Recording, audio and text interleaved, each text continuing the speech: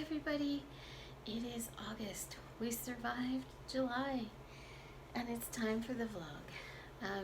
This month I'm not going to actually talk about gardening or my art because I'm going to talk about my kiddo's art today.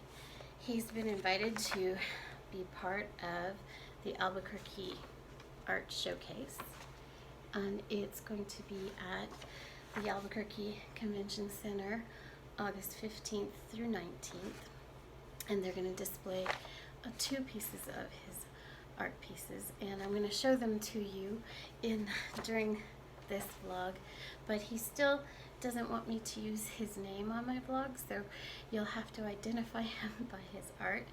But if you have a chance, go on down. There's 125 plus artists that are going to be showing there that weekend, and we're really looking forward to it. But I'd like to talk to you mostly about why I'm so proud of him and his art. When he was little, before he got sick with leukemia, I noticed that he had an ability that I could see that he had, I would say, a leaning towards being able to do art pretty well.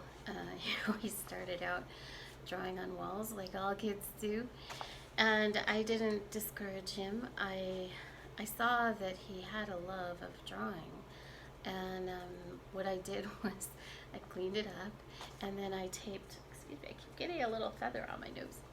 I taped big pieces of paper on the wall. I painted a mural all over his wall in his bedroom, and then I just provided lots and lots of paper and art supplies and let him do what he wanted to do, and he certainly had a lot of fun with it. When he was about 5, let me show you some of the artwork he did. When he was about 5, we were planning on taking a trip to Florida off of the coast in St. Pete at Longboat Key, because there's a place there that we love very much. And so he was drawing things to get ready for the trip.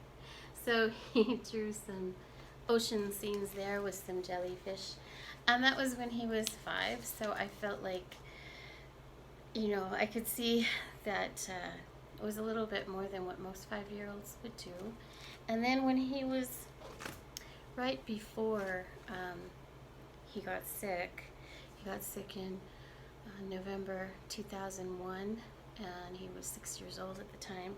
But right before that, he drew this because he was still getting ready for a trip, and he made himself a little surf shack there and some palm trees. And when I saw that, and he was only 6 years old, I thought, well, he definitely has a tendency towards art, and I wanted to continue to encourage that for him. But sadly, our trip was planned for December 2001, and he collapsed in November 2001. So we had to cancel our trip. But I've told this story before, he was in a drug-induced coma, and once he was out of that and he was stabilized, and then he was being treated all the time, pretty much just drew all the time. But what happened was, one of the drugs that they use, chemo called vincristine, is pretty aggressive to the nerves and damaging to the nerves, and it's necessary, of course, to save their lives. He was given vincristine every 3 weeks for almost 3 years, and I really dreaded when he was given vincristine. And the reason is it really caused him a great deal of pain. That the first night was always the worst, and he would just cry and cry and cry from the pain, and I could see the muscles on his back just spasm all the way down his back, and this would go on for hours. And I'd hold him, and I'd rock him, and I'd sing to him, and I'd pray with him, and we used all the medication we could, and I'd tell him stories, and I'd read him books, and I felt like the tears that went down my back were etched into my back, that we did this every 3 weeks, and all night. Usually he'd finally go to sleep around 6 in the morning, and finally the spasming would stop. But then it starts to accumulate, and I noticed after a couple of months of this, he would be drawing, because what else was he going to do? He was really sick and weak. So his hands started to freeze up like this and get stuck like that while he was drawing, and he'd scream in pain, and I would rub it with warm oil and soak his hands in warm water. They would slowly release. I'm sorry, I get emotional. It's funny, it's so far ago, you know, he's in his 20s and it was a long time ago, but it's just something, as a mom, you can't really get over it. It will always make me sad when I think about it.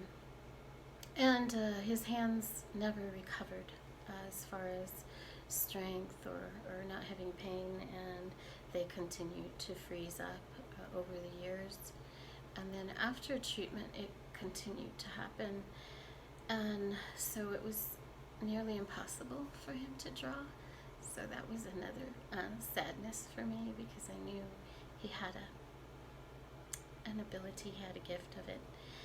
And so I felt like that was taken away from him. And for quite a few years after treatment, doctors did not recognize it as a condition. They couldn't quantify it. They couldn't see anything in tests. They sent him to neurologists. They did MRIs, did all sorts of stuff, and they couldn't find anything. But he still had to live with it. It was still pain, and most doctors said to me, well, it shouldn't continue. He's off of the Vincristin. And, you know, logically that made sense, but I saw, you know, the results. I saw my son in pain, and his feet also hurt all the time. They were too cold. He couldn't feel the cold or the heat. And eventually, after a few years after treatment, a lot of other patients were reporting the same conditions, and he was in a study along with a lot of other kids. And eventually the doctors started to identify a connection between the Vincristin and this hand nerve pain and foot pain and gut issues. And they started to realize that this was chemo-induced neuropathy. So that's what they call it, chemo-induced neuropathy. And it sounds, you know, like, well, it's a condition, okay.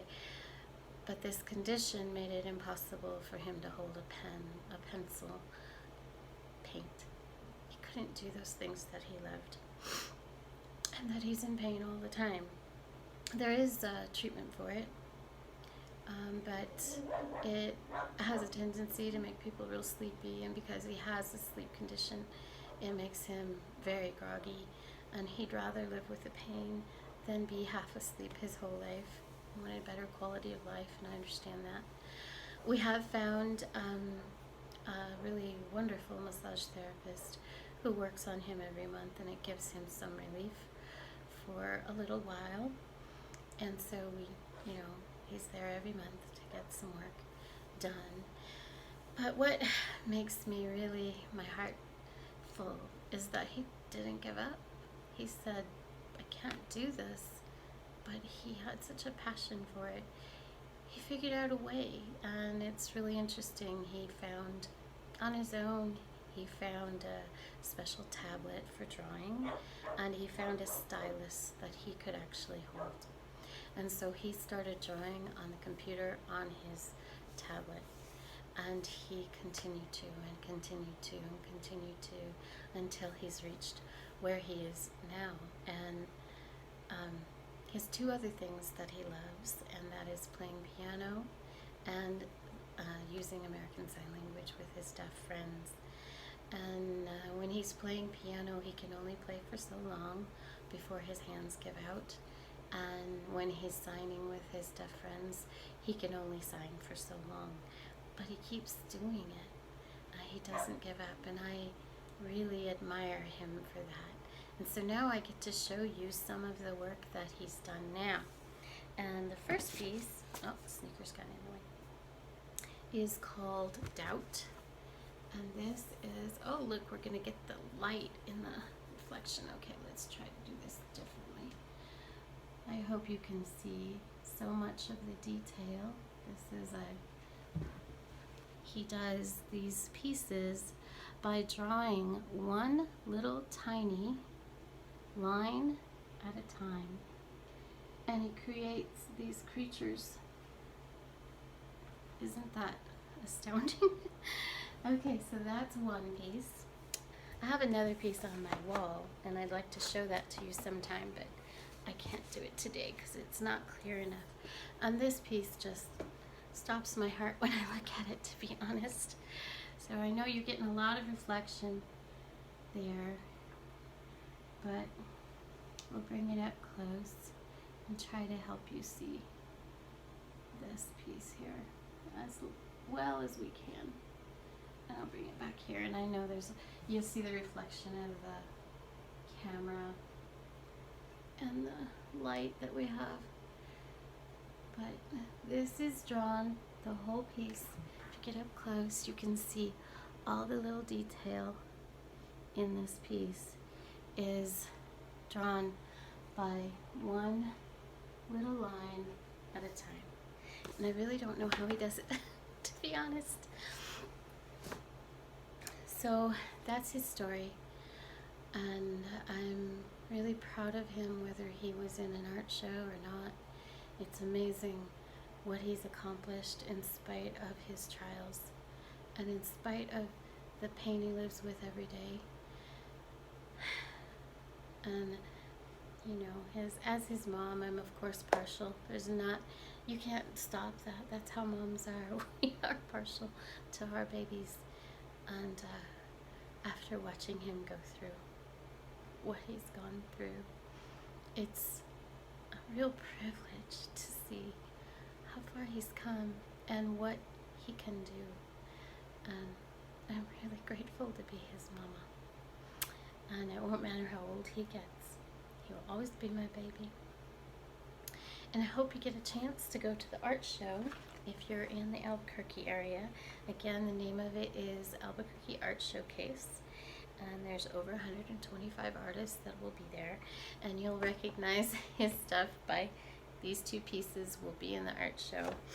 It's in the Albuquerque Convention Center, which is downtown. It's connected to the Kiva. I think they've changed the name to the Convention Center, and I grew up here and we always known it as the Kiva, but of course it won't be in the theater part of it. It's downstairs where all the rooms are, where they have the Comic-Cons and stuff. And that's again August 15th through 19th. So if you get a chance, go on over there, see it. And he might even be there. I'm not sure how much time he'll be there, but he'll be there some.